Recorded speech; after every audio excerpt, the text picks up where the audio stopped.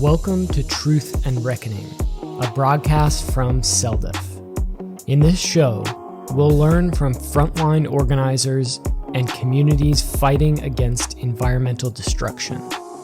We'll explore different perspectives and innovative strategies for movement building, the potency and the potential of rights of nature, and effective action in defense of our communities. And we'll share inspiring stories of people working towards right relationship with the land and each other. I am your host, Max Wilbert. Today we have a special episode for you. We're bringing you two interviews. The first is conducted by Huschke, CELDF's executive director, and is with Denzel Caldwell. Caldwell is part of the Black Nashville Assembly and works for the Highlander Center, a movement training school based in Tennessee. The second interview is conducted by me and it's with Jassim Guila. Jassim lives in the Philippines, what they call the archipelago using decolonized terminology, and he's part of various grassroots networks of resistance, environmental protection, and mutual aid. Ja is also the organizing director with Blue Earth Defense, an international radical environmental organization. Our conversations for this episode focus on the topic of state repression, vigilante violence, and other forms of authoritarianism and fascism facing our movements and our communities. We're bringing their voices to you now as a preview for our upcoming special event, scheduled for Monday, July 21st at 6 p.m. Pacific Time. That's 7 p.m. Mountain, 8 p.m. Central, and 9 p.m. Eastern. We're holding the event at that time because for this event, Denzel, Jassim, Kai, and myself will be joined by several other speakers from the Philippines, the archipelago. The title of the event is Solidarity Against Tyranny, Frontline Resistance Insights from the Philippines and the Appalachian South, and it's free and open to the public. There are 3 ways to join us for this event. First, you can tune in on the CELDF YouTube channel. Second, you can find the event on our Facebook page. There's a Facebook event there now that you can RSVP to and share with your friends if you're on Facebook. And third, you can watch directly through Zoom.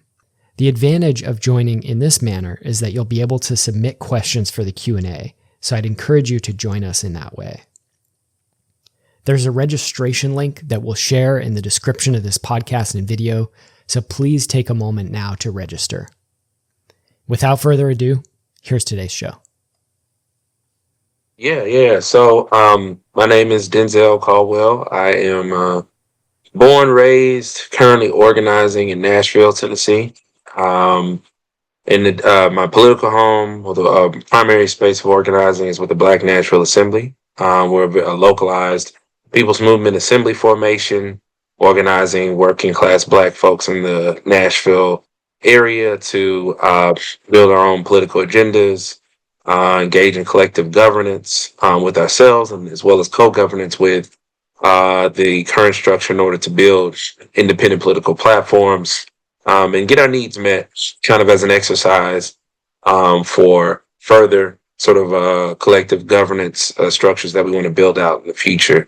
And so in addition to that, I'm also on the education team with Highlander Center, focusing on anything around collective governance or solidarity economy. So that could be workshops with folks, particularly in the South, U.S. South, and in some instances, the global South.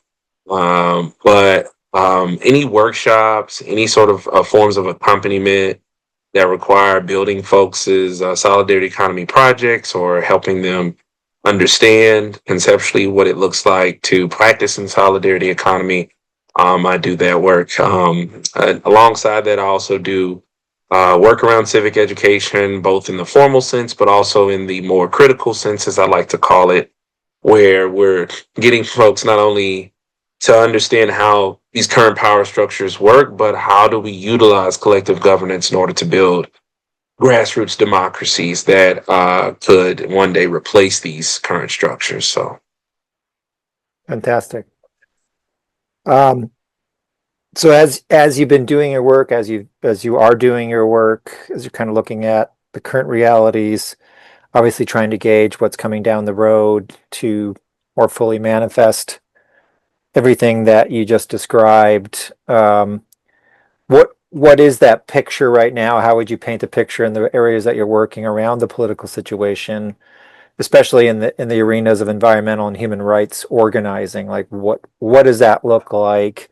And sort of tied to that, what are the kind of more serious threats or impediments that you're having to face, and you know what do those look like, and how do you manage all of that through the work you're trying to do?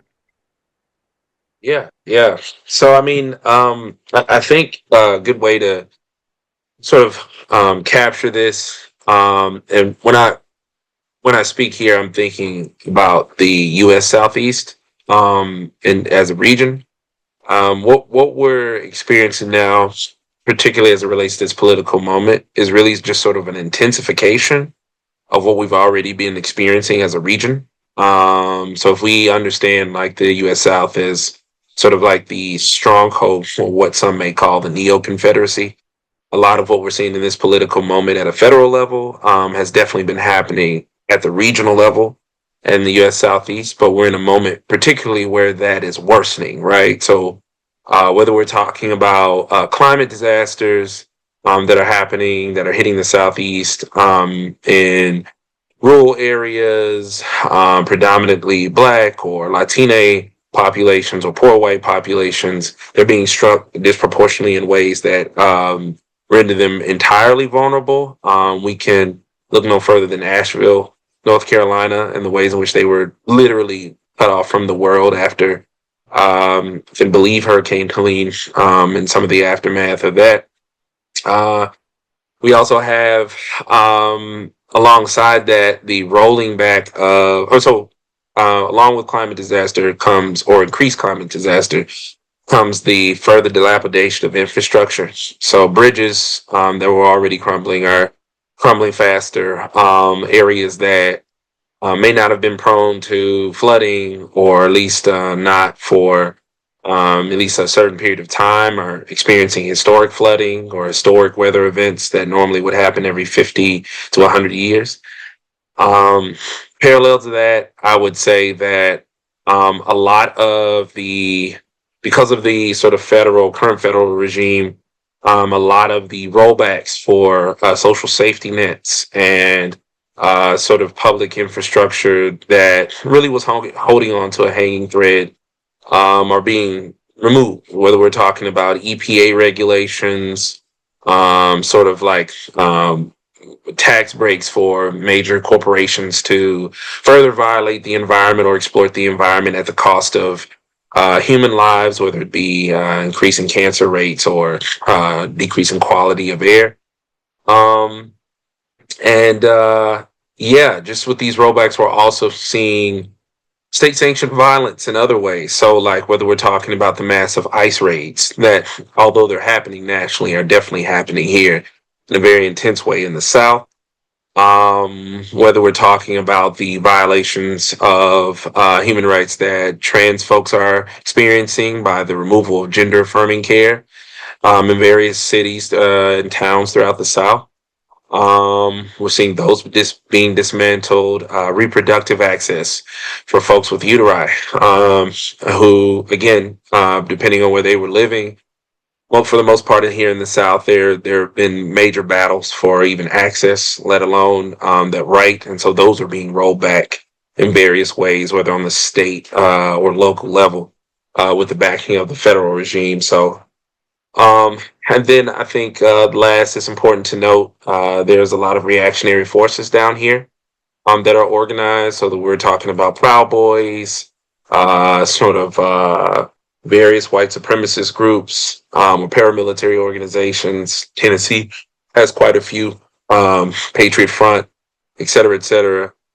We see that type of organizing that exists throughout the South, and definitely concentrated in some ways here.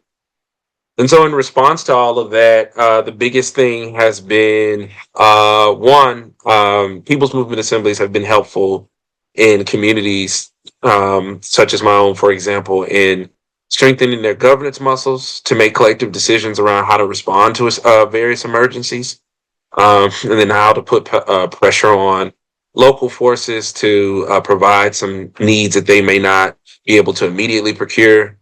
But it also provides an apparatus for folks to organize themselves to create the mutual aid networks that they need in order to address more immediate needs and build infrastructure that would go outside of sort of your normal political institutions. So we have a lot of mutual aid support, a lot of various forms of community defense, just like finding ways to support people to navigate ICE crackdowns or sort of ICE harassment or snatchings, direct actions, things like that. There, I would say those are the two sort of major categories of responses that we're seeing in different pockets throughout the South. And one thing I can say is that, it's one of the things that I'm seeing is that there's more of an intention to create networks throughout different states and and throughout the region so that folks can work more closely together in order to deal with some of these worsening issues. Can you focus in a little bit more on just either the actual methods being employed or the things that are being talked about or taught or people are trained around kind of the community defense side of things? I know obviously historically it's always been a heavily violent area of the country against those who are justifiably looking to eradicate the injustices of the system, and whether it's the state sanctioned stuff you were talking about or the emboldening of supremacists to sort of, take up the flag based on the actions of the government itself. What maybe in a little more detail, what does that look like to keep people safe, to keep communities safe? What have you seen? What are you involved in? What have you heard about that people are doing to keep that safety going in order to do that good evolution work that you spoke of around transitioning out of where we're at into really where we need to be going? Yeah, so I think the biggest thing that I've observed and really heard of in different forms is just intentional skill sharing, both at the local level, but also in some instances across states, where you have different folks who are part of different communities, organizations, some types of formations that are getting together and they're saying, hey, we all shared a certain amount of various emergencies and crises that we're dealing with. What are some of we know that there are some essential skills that we'll need to learn. We need to learn stop the bleed, for example, or various forms of medical training. We need to know how to de-arrest folks. We need to know how to communicate with each other when we know that folks might be at risk of being snatched by ICE or might be the targets of some white supremacist non-state violence. How do we get folks to move around, get away, avoid the threat? And people are right now in the phase of skill sharing, right? And so this is taking place at from my observation at various local levels. I know there are questions around how to sort of like expand that and like create something more intentional at like maybe a regional level around that. But from what I've observed, I've seen a lot of folks get together and figure out ways to sort of like teach each other the skills they need to quite literally survive. And so, like I said, like a lot of it's been around sort of learning how to escape danger, learning medical training of various sorts, and then also finding ways to stock up on any supplies that folks need to address their immediate needs. So if we're talking about I'm thinking about folks who are in the reproductive justice movement who are thinking about natal care or sort of DIY things that folks need to take care of themselves or their needs when the state has stripped that right from them or criminalized it. I'm thinking about various medications that folks might need that might get cut off, whether it's due to just the general rollbacks that the federal regime has imposed, particularly through this recent big BS bill that was passed, or something that's more along the lines of the state level, right?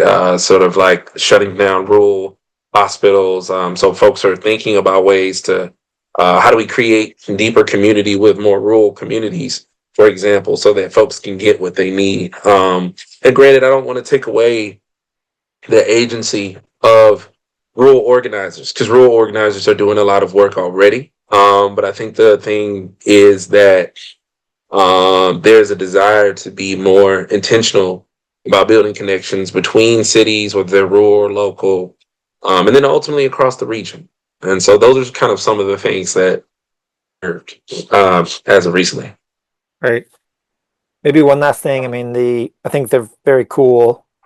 The cool thing about the event, the gathering on the 21st, is to kind of hear about these same sorts of things in a different part of the world, right? Hear about the conditions, hear about the realities, hear, unfortunately, I think in some cases, some very horrible stories of what it's been like for people to do the organizing in the Philippines, as well as just the response being very similar in the sense of people figuring out how to care for themselves in that mutual aid capacity. What, if anything, have you been thinking about in anticipation for this that you're excited about for meeting with everyone on the 21st? Like what's been your thoughts around it as we get closer to the date?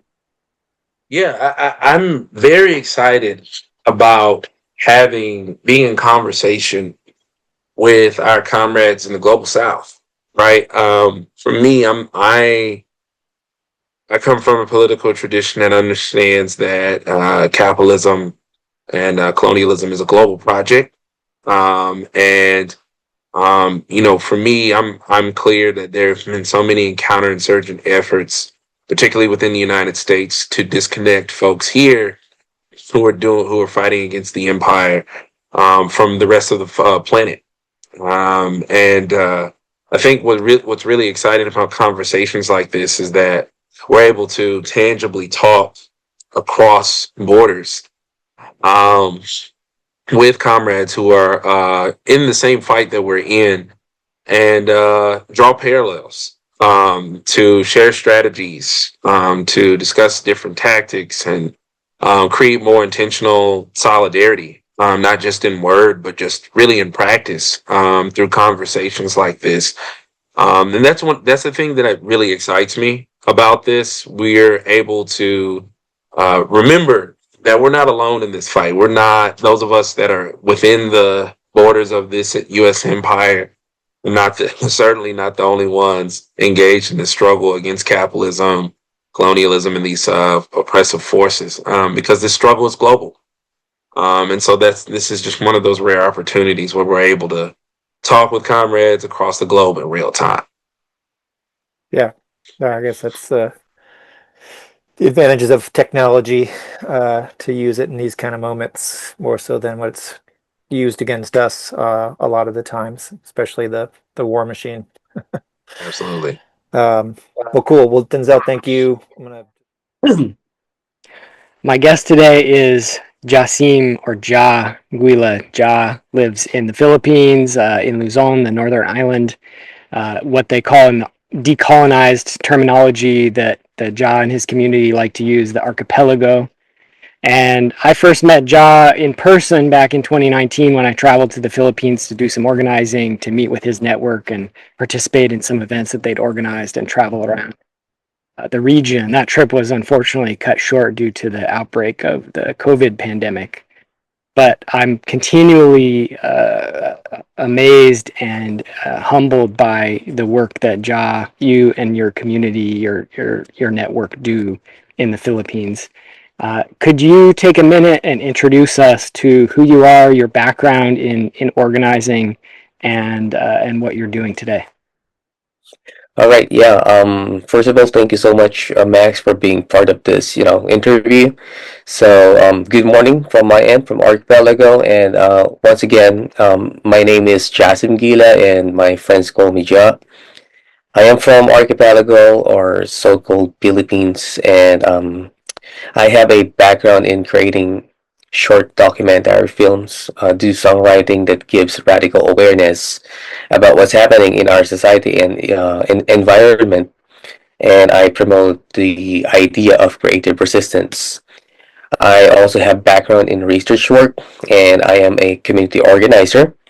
And for 7 years, I have been running autonomous space we call Pirate Studio, where one of the primary work is to promote and share radical analysis and perspectives about deep ecology. I am also the founder of Samalat Advocacy, which is created way back 2010. This is an outer environmental group that work with the community, with the upland and rural communities that promote environmental protection and basic human rights.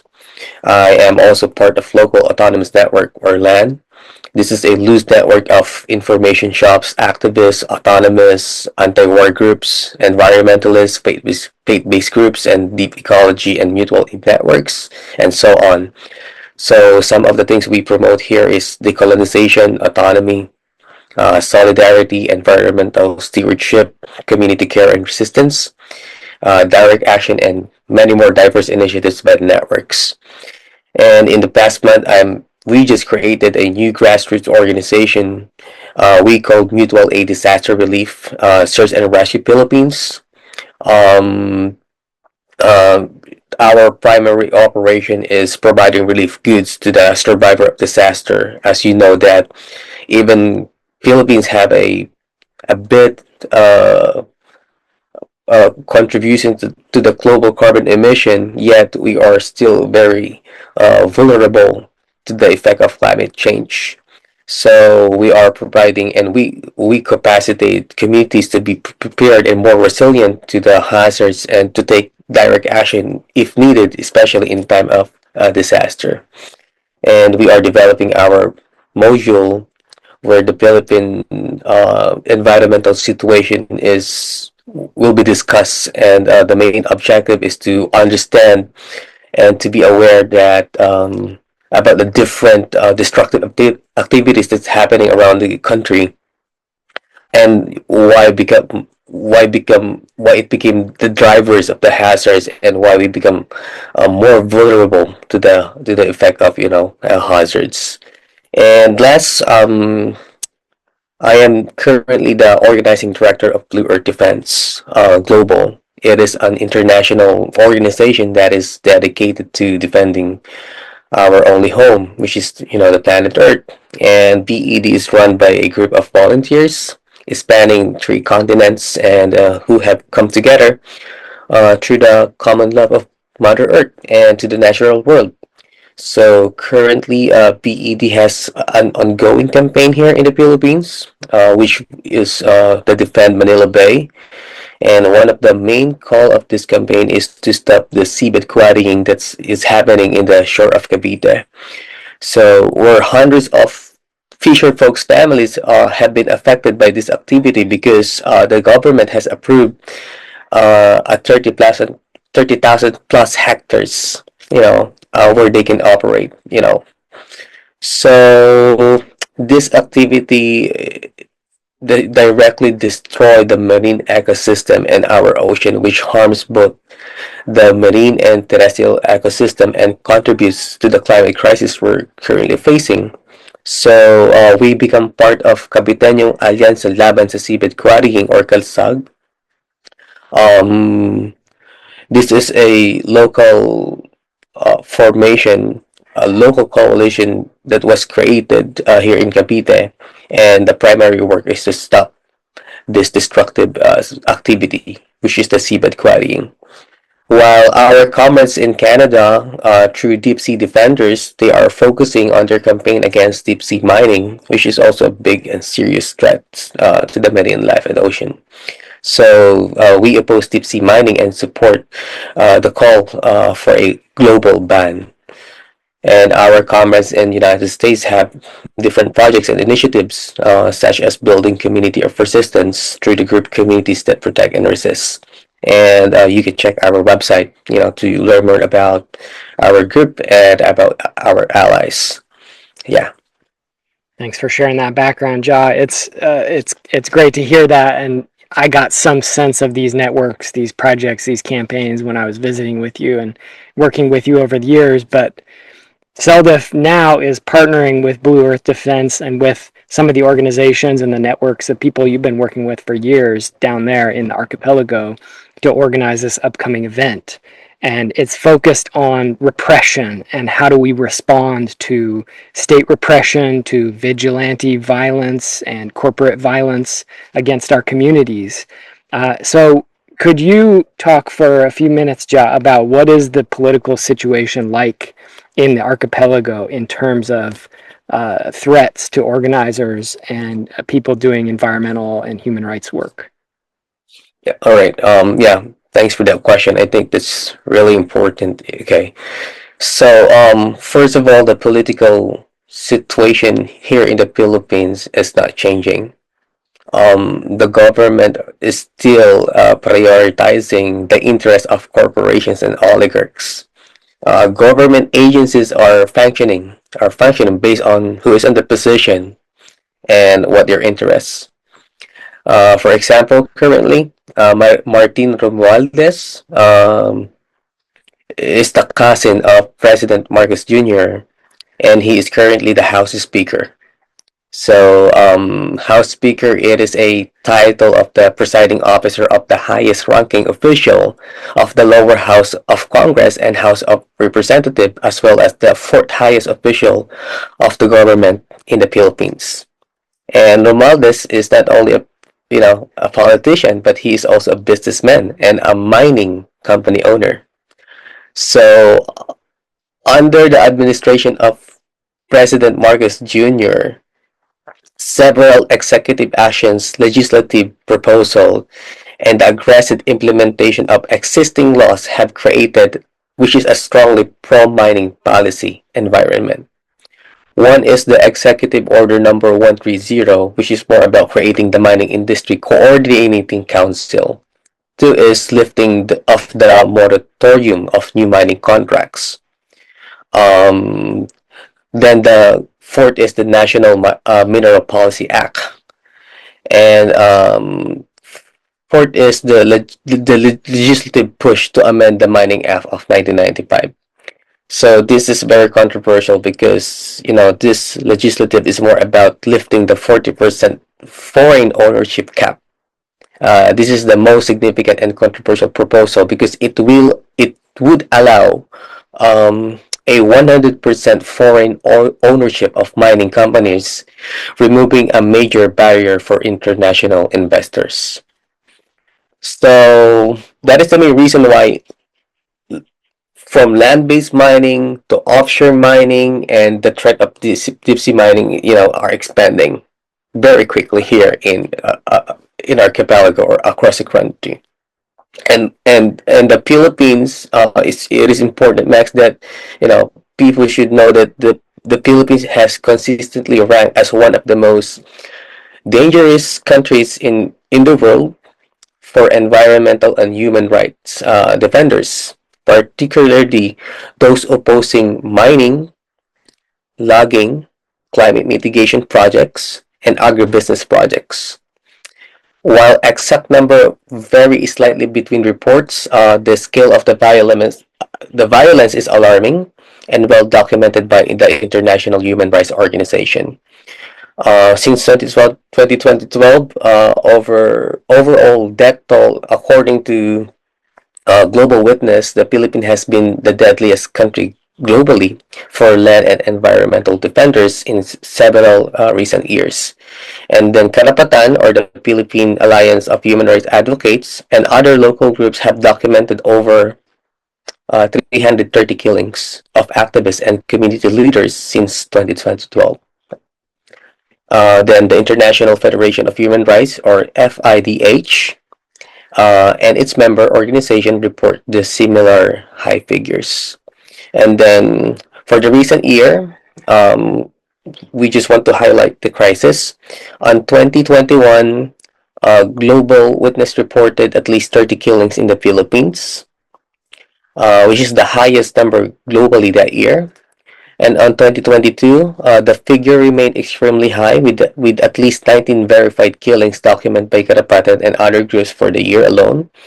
And on 2023, report indicate the violence continued unabated with killings persisting through the year.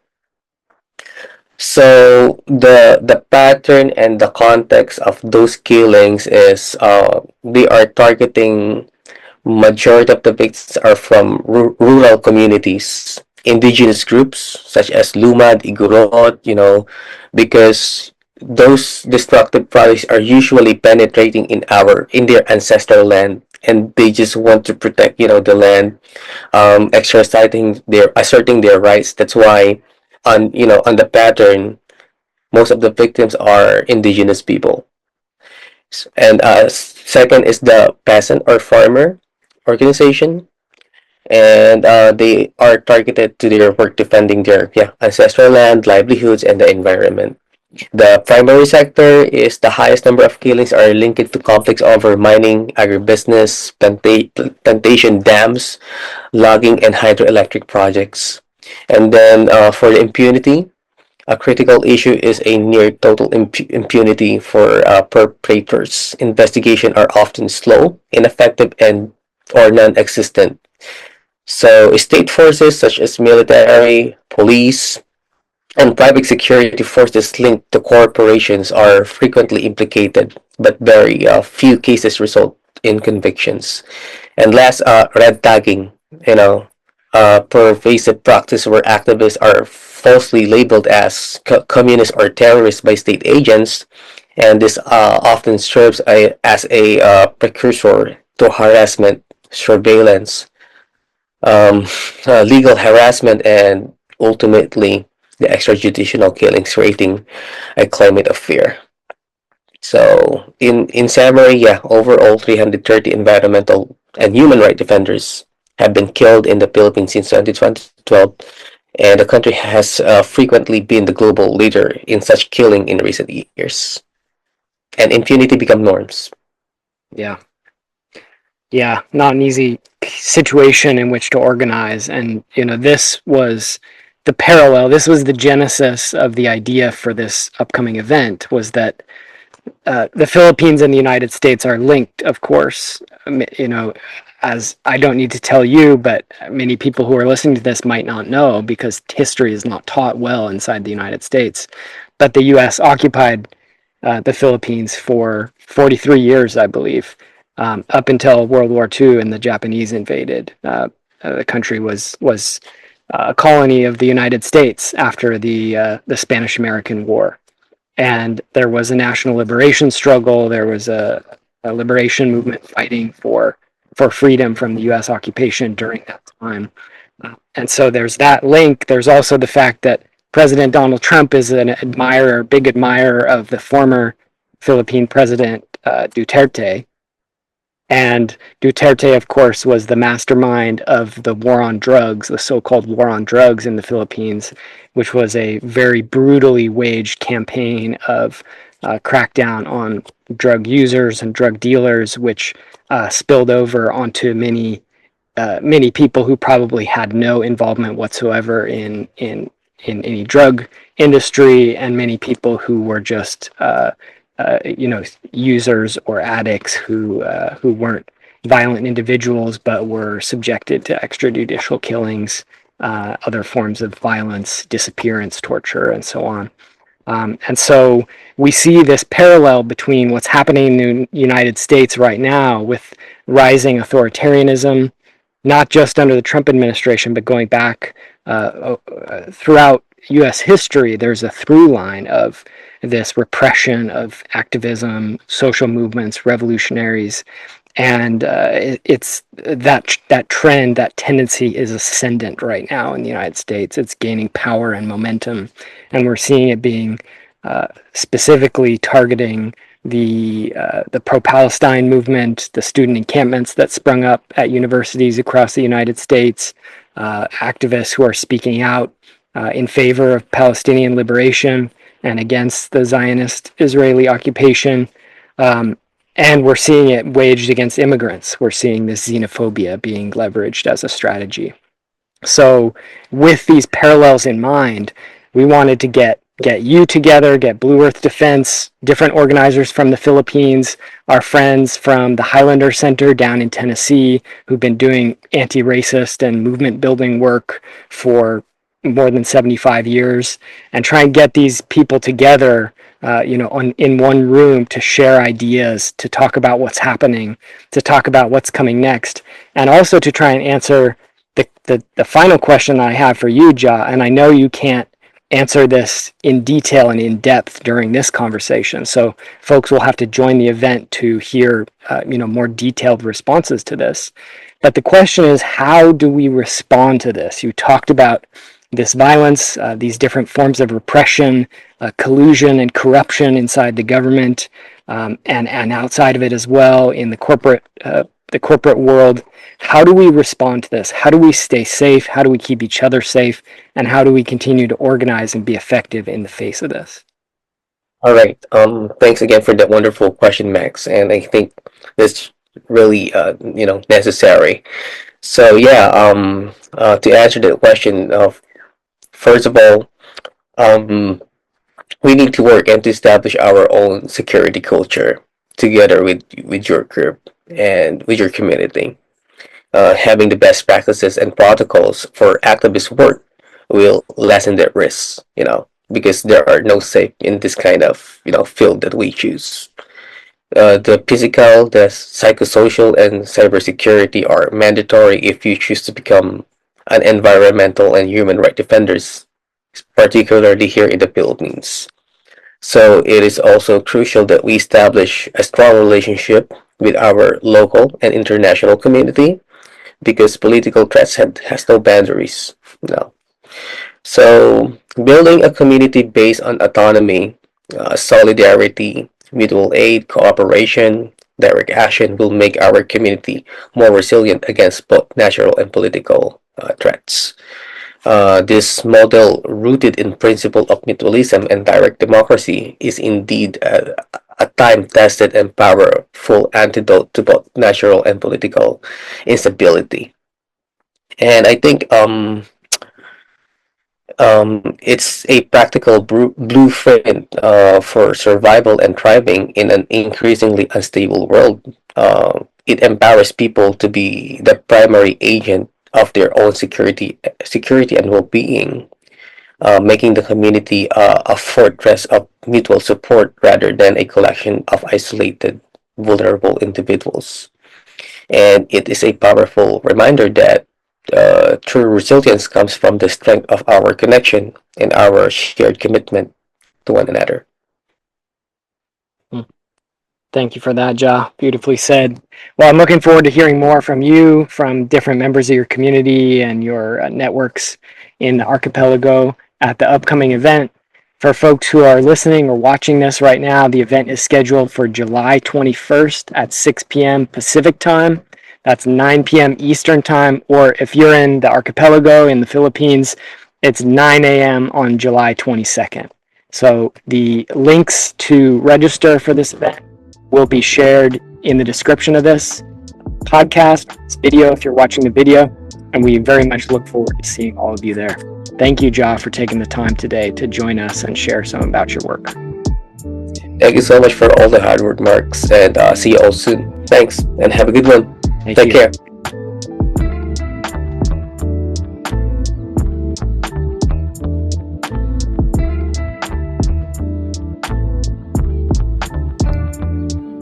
I want to thank you for listening to our show and let you know a few ways you can support Truth and Reckoning. First, share this broadcast with your friends and family. Leave a positive review via your podcast app. Visit the Truth and Reckoning YouTube channel and leave a thumbs up and a comment. The full scope of the work of CELDF, including this show, comes with a financial cost. So if you're able to make a donation, go to CELDF.org. That's CELDF.org. But most importantly, our goal for this show is to empower you to take action. So the best way you can show your support is to get involved with your community and protecting the place where you live. Thank you very much.